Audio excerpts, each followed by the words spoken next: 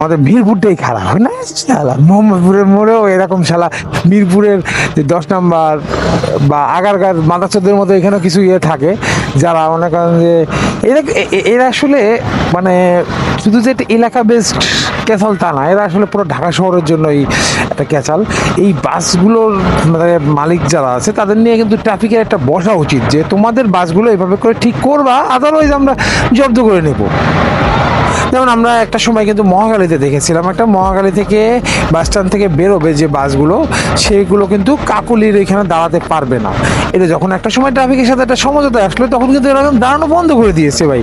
তো এখন traffic police যদি মনে করেন যে ওই বসে বসে মিরপুর 10-এ যেটা দেখলাম একটু আগে, বসে বসে সার্কাস খেলা দেখবে, তাহলে তো ভাই এইরকম জ্যাম তো বাঁচবেই।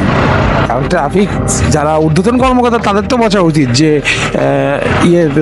যে বাস মালিকদের সাথে বসি, যে তোমাদের বাসগুলো এরকম রাস্তার মোড়ে এইভাবে করে দাঁড়াতে পারবে না, তোমার নির্দিষ্ট জায়গা ব্যতীত অন্য কোথাও দাঁড়াতে পারবে না।